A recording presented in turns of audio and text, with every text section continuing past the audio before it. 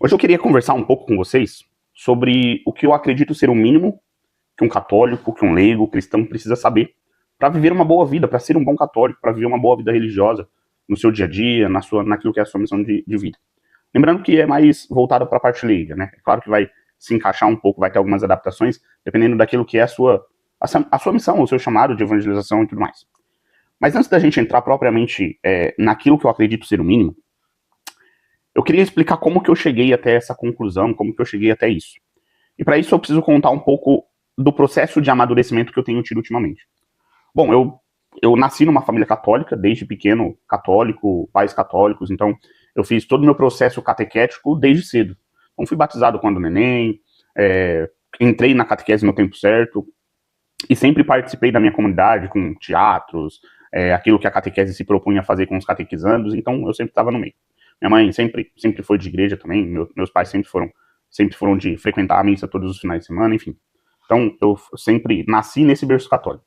Só que quando você é adolescente, quando você é jovenzinho, né, você é meio rebelde, então eu sempre, até certo momento, eu fui porque eu era obrigado. Meus pais me obrigavam a ir na missa, me obrigavam a fazer a catequese, até que no meu último ano de catequese, eu acredito que por inspiração divina, eu nem sei se foi uma iniciativa do nosso pároco, se foi uma iniciativa do bispo da nossa diocese, mas acredito ser por uma inspiração divina, porque nunca mais eu vi isso acontecer aqui na paróquia.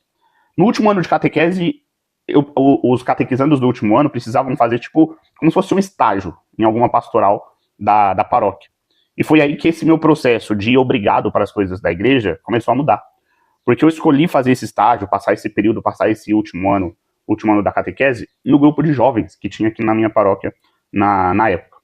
E foi aí que eu comecei, de fato, a se interessar pelas coisas de Deus e começar a ir por minha própria vontade. Foi aí que despertou em mim esse desejo de realmente viver aquilo que eu frequentava, né? Se aprofundar mais na minha vida com Deus, na minha vida de oração. E a partir daí eu comecei a procurar as coisas por mim mesmo. Então comecei a frequentar mais eventos da minha paróquia, comecei a participar de mais movimentos, mais retiros, acampamento, encheivos, cara, nem sei se existe encheivos ainda. Então fiz encheivos, Escola Santo André, que é muito forte aqui na nossa paróquia também. E a partir daí eu fui progredindo na minha vida com Deus, na minha vida espiritual, na minha vida religiosa. Então depois daí eu passei a vir ser um dos coordenadores desse grupo de jovens que um dia me acolheu. E a partir daí eu fui buscando a minha vida religiosa até chegar no dia de hoje. Mas, em todos esses movimentos que eu participava, os meus melhores amigos, que são amigos que eu tenho até hoje, as pessoas que Deus colocava à minha volta, eram pessoas que realmente viviam a questão da religião muito a sério. Então elas realmente, era o que as pessoas chamam hoje de radicais, né? Então elas queriam realmente buscar uma vida de oração, buscar uma vida de jejum, uma vida de penitência, fazer penitências, estudar sobre a doutrina da igreja, sobre a história da igreja, buscar uma vida de santidade realmente. E eu sempre fui muito cercado por essas pessoas. Então, o que moldou a minha personalidade, porque você é um pouco aquilo, o meio que você vive. Então não tem como. Se você vive num meio onde seus amigos são todos estudiosos, onde as pessoas buscam conhecer, buscam se esforçar para buscar uma vida de santidade mesmo, o meio vai te influenciar. Assim como você vive num meio totalmente depravado, o meio também te influencia. Então eu fui moldando a minha personalidade em cima disso, em cima de uma pessoa que busca estudar a doutrina da igreja, que busca viver com seriedade as regras, as normas da igreja, principalmente normas litúrgicas e tudo mais. E eu fui me tornando aquilo que o pessoal hoje talvez taxa como conservador, né? Eu não acho que esse termo exista, porque eu acredito que a igreja é uma só.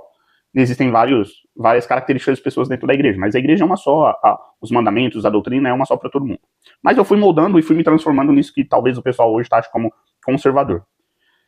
Só que eu fui me tornando uma pessoa muito chata, cara, sabe? Aquela pessoa que só sabe apontar, só sabe acusar os erros dos outros. Então, conforme eu ia me aprofundando, conforme eu ia estudando, e eu gosto de ser essa pessoa que estuda, que tira um tempo para estudar a doutrina, que tira um tempo que gosta de estudar a história da igreja, que gosta de ler sobre e tudo mais, a vida dos santos. Só que eu fui me tornando uma pessoa cada vez mais chata. Conforme eu ia conhecendo mais, aprendendo mais, eu ia me tornando mais chato. E isso me fazia apontar o erro das pessoas, sabe? Nossa, ó, a pessoa tá lá no momento, no acampamento coordenador do movimento da igreja e ainda faz isso, e ainda vive uma vida dessa maneira. Então, a pessoa tá lá, esse final de semana tá no retiro, próximo final de semana tá na festa.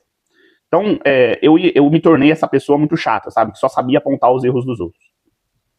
E aos poucos, cara, eu fui fazendo, e até hoje, e aí eu entro nesse processo de amadurecimento, porque eu fui fazendo uma autorreflexão, porque esse meu jeito de ser, esse meu modo de agir, mais afastava as pessoas de Cristo, da igreja, do que atraiu. E eu comecei a pensar, pô, tá errado isso. O meu modo de agir, independentemente daquilo que eu sei, independentemente daquilo que eu faço, a minha maneira de agir, a minha maneira de falar como uma pessoa que quer evangelizar, é atrair as pessoas para Deus e não afastar.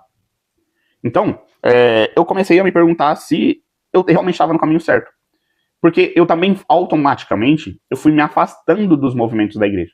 Então, eu não fazia mais parte de nenhuma pastoral, não fazia mais parte de nenhum movimento dentro da igreja. Participava de alguma coisa pontual aqui ou ali, quando as pessoas precisavam, mas eu não era engajado em nenhum movimento dentro da igreja. Tá certo que eu casei e tive 2 filhos, tenho 2 filhos pequenos, e a sua missão acaba mudando um pouco. A minha primeira missão é dentro de casa, com a minha família, como um marido, como um pai. A minha primeira evangelização tem que ser dentro de casa. Mas até isso se tornou uma muleta, sabe? Porque eu falava, não, o meu principal objetivo agora é com a minha família. Então, não preciso mais ajudar na paróquia. Eu vejo tantas e tantas pessoas, mais uma forma que eu apontava, né? Eu vejo tantas e tantas pessoas que não saem de dentro da igreja, participam de 50 movimentos dentro da igreja, mas os filhos ficam com os tios, com os avós. Nunca vejo os pais levando os filhos para missa, tá sempre com algum familiar, tá sempre com alguém que não seja os pais. E a minha missão é primeiro dentro de casa, eu não quero ser como esses pais, né? Mas, cara, até isso se tornava motivo de muleta, porque eu começava a pensar dessa maneira, e aos poucos, quando eu já ia dando para eu ingressar em algum movimento, eu continuava usando, não, mas primeiro a minha família. Até que eu comecei a voltar aos poucos, e hoje, graças a Deus, sabe? E eu gostava de estar nesse meio. Eu gostava dessa atmosfera de um acampamento, sabe? De um retiro espiritual. Eu gostava disso tudo, de estar com as pessoas ali, sabe? Só que por esse meu jeito de ser, por esse meu jeito como eu fui se tornando, eu fui me afastando. Porque eu começava a ir nesses lugares e só sabia apontar os erros dos outros. Só sabia falar, não, mas não se reza assim, não se faz assim, não se faz assado. E aí eu fui me afastando. E aos poucos, cara, eu fui colocando a mão na consciência e fui retornando. E graças a Deus, desde o ano passado, eu sou catequista. O que combina muito com a minha característica e eu fico feliz de ter voltado. Mas, só entrando de fato como eu cheguei até esse conceito de, no mínimo, que um católico, que um leigo precisa saber, é justamente por esse período de amadurecimento que eu tenho tido. Porque antes eu estava em 2 extremos, né?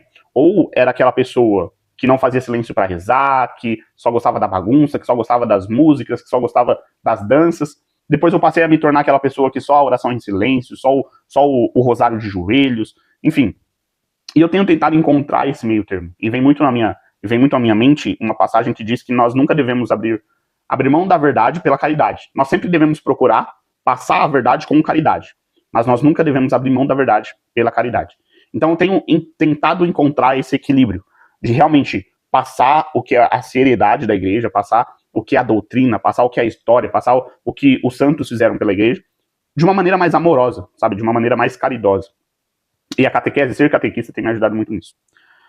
Mas, e eu ficava naquela, pô, não, todo mundo tem que saber ter a doutrina na ponta da língua, todo mundo tem que tirar um tempo para estudar o catecismo, estudar a história da igreja, e cara, principalmente depois que eu tive os meus filhos, não é assim, a dinâmica muda drasticamente.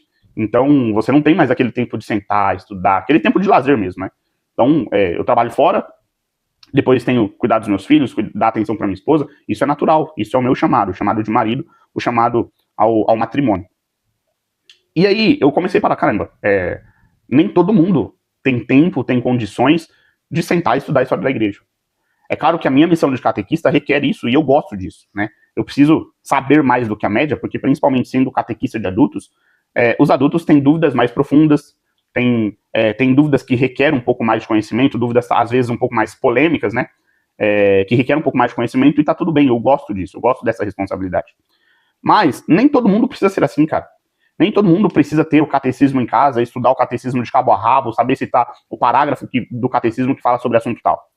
E aí eu cheguei no mínimo, cara, e eu fui perguntando, mas qual que é o mínimo, né? O que um bom católico precisa ter? Porque também tem a famosa frase de Santo Agostinho que só se ama aquilo que se conhece. Então nós precisamos conhecer um pouco da nossa igreja para poder cada vez amar mais.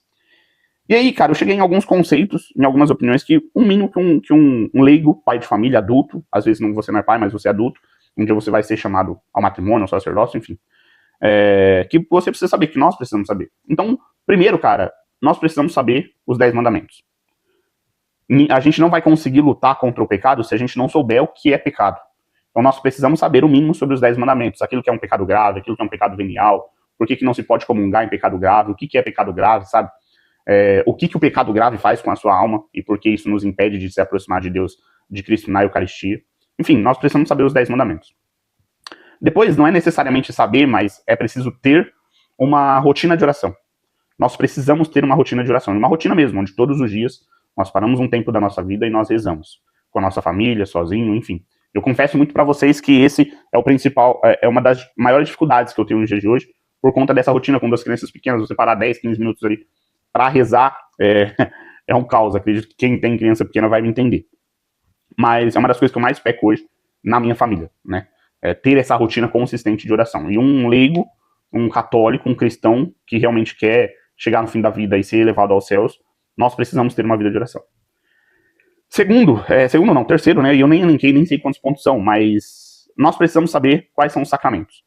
E aqui muito mais por uma questão didática do que propriamente para próprio benefício nosso. Porque, por exemplo, como pai hoje, eu sei, como pai e catequista, eu sei que o primeiro catequista dos meus filhos sou eu. E para você que ainda não tem filhos, você precisa saber a importância dos sacramentos, dos 7 sacramentos, para poder não cair no erro de quando você tiver a sua família, começar a pensar que, não vou batizar o meu filho quando é bebê, porque ele ainda não entende. E, entre outras coisas. Então, nós precisamos conhecer o mínimo dos sacramentos, a importância dos sacramentos, o que o sacramento faz com a nossa alma, para poder viver e ensinar para os nossos filhos, para a nossa geração, para poder começar esse processo catequético dentro da nossa casa. Então, nós precisamos conhecer um pouco sobre os sacramentos.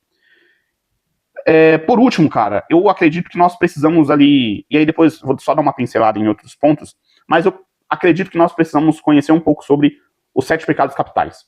Por quê? Porque todo pecado que nós cometemos tem origem em um dos 7 pecados capitais. E nós sabermos a raiz do problema ajuda a combater. E nós sabermos qual é a doença que nós estamos enfrentando nos ajuda a tomar o remédio certo. Então, nós precisamos conhecer um pouco dos 7 pecados capitais. Para quem é fã de anime aí, quem assiste Nanatsu, vai saber quais são os 7 pecados capitais. Só um pequeno aspas nerd, né? Mas acredito que nós precisamos conhecer um pouco sobre os 7 pecados capitais. E aí, cara, eu acho que o mínimo é esse. O mínimo é isso, né?